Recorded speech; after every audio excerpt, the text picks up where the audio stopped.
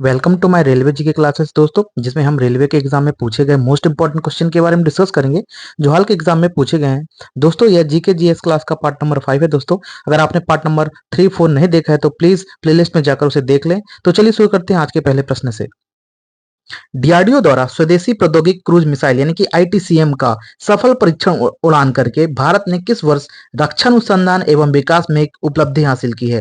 तो option number 1 है 2022, option number 2 2023, option number 3 2021 और ऑप्शन नंबर 2024। इसका सही आंसर दोस्तों ऑप्शन नंबर 4 2024।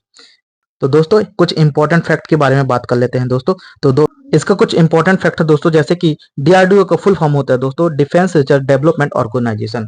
और दोस्तों डीआरडीओ का जो गठन हुआ था दोस्तों 1958 में किया गया था। और जो दोस्तों इसका हेडक्वार्टर होता है दोस्तों वो है दिल्ली, नई दिल्ली। दोस्तों वर्तमान में डीआरडीओ के अध्यक्ष हैं दोस्तों वो हैं डॉक्टर समीर वी कामत जी हैं। अगला प्रश्न दोस्तों, निम्नलिखित में से कौन सी पृथ्वी विज्ञान मंत्रालय की पृथ्वी योजना के तहत एक उप योजना नहीं है? Option number A polar science एवं cryosphere research, option number 2 atmosphere and climate research modelling, option number 3 ocean modelling agenda और option 4 seismology and geo science. तो इसका सही आंसर दोस्तों option number 3 ocean modelling agenda यानी कि ओमेगा का। कुछ इंपॉर्टेंट फैक्ट दोस्तों, जैसे कि पृथ्वी योजना। दोस्तों पृथ्वी योजना के तहत तहत क्लाइमेट रिसर्च, महासागर सेवाएं, ध्रुवीय विज्ञान एवं भूकंप विज्ञान जैसे महत्वपूर्ण क्षेत्रों में काम किया जाएगा दोस्तों। और पृथ्वी दिवस कब मनाया जाता है दोस्तों? तो ये दोस्तों 22 अप्रैल को मनाया जाता है दोस्तों।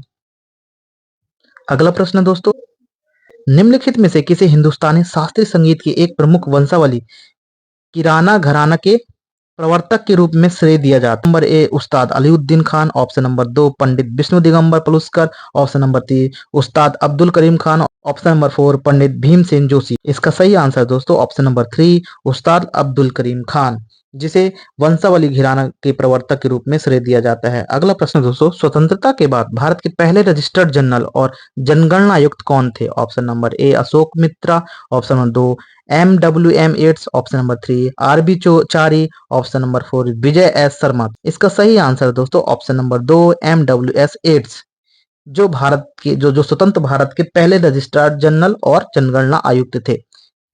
तो दोस्तों इसके कुछ इंपॉर्टेंट फैक्ट के बारे में देख लेते हैं। तो दोस्तों आजादी के बाद भारत के पहले जनगणना आयुक्त थे दोस्तों वो थे अशोक मित्रा जी। और भारत में पहली जनगणना हुई थी दोस्तों 1951 में थे। और वर्तमान में रजिस्टर जनरल है दोस्तों वो है मृत्युंजय कुमार नारायण जी हैं। कौन है दोस्तों? मृत्युंजय कुमार नारायण जी, जो भारत के वर्तमान रजिस्टर जनरल हैं। अगला प्रश्न दोस्तों, भारतीय लघु उद्योग विकास बैंक यानी सिडबी एसईएमआई की वृद्धि में क्या अनूठी भूमिका निभाता है? ऑप्शन नंबर ए लघु और मध्यम उद्यमों के लिए वित्त तक पहुंच को सुगम बनाना, ऑप्शन नंबर 2 फार्मास्यूटिकल उद्योग को विनियमित करना, ऑप्शन नंबर 3 शैक्षणिक ऋण प्रदान करना और कृषि परियोजनाओं को प्रत्यक्ष वित्त पोषण प्रदान करना। तो इसका सही आंसर है दोस्तों ऑप्शन नंबर ए लघु और मध्यम उद्यमों के लिए वित्त तक पहुंच को सुगम बनाना है। इसकी कुछ महत्वपूर्ण पॉइंट है दोस्तों, जैसे कि सिडबी सिडबी यानी कि इसका जो फुल फॉर्म होता है दोस्तों होता है small industries development bank of India. और इसकी स्थापना हुई थी दोस्तों 2 अप्रैल 1990 में। कब हुई थी दोस्तों? 2 अप्रैल 1990 में। और इसका जो हेडक्वार्टर है दोस्तों वह है दोस्तों लखनऊ में। तो दोस्तों सिडबी के अध्यक्ष हैं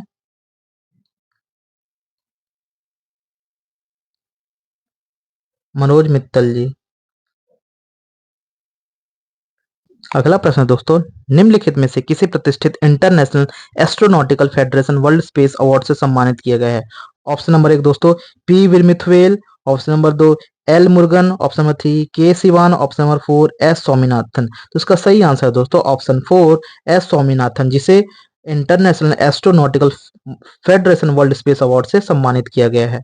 अगला प्रश्न दोस्तों, प्राचीन भारतीय इतिहास के अनुसार शुल्ब सूत्र निम्नलिखित में किससे संबंधित था? ऑप्शन नंबर ए वास्तुकला से, ऑप्शन नंबर 2 विज्ञान से, ऑप्शन नंबर 3 ज्यामिति से, ऑप्शन नंबर 4 अर्थशास्त्र से। तो इसका सही आंसर दोस्तों ऑप्शन नंबर 3 ज्यामिति से, जो शुल्ब सूत्र से संबंधित था। कौन से किससे संबंधित था दोस्तों? शुल्ब सूत्र से।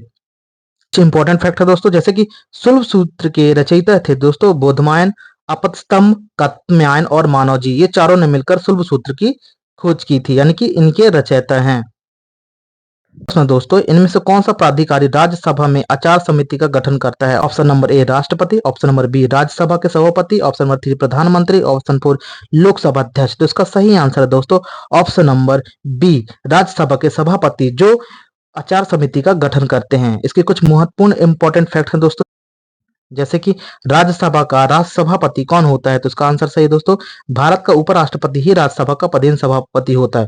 और वर्तमान में दोस्तों भारत के राष्ट्रपति जी हैं वो है श्रीमती द्रौपदी मुर्मू, और भारत के जो उपराष्ट्रपति हैं दोस्तों वो है श्री जगदीप धनखड़, जो 14वें उपराष्ट्रपति हैं।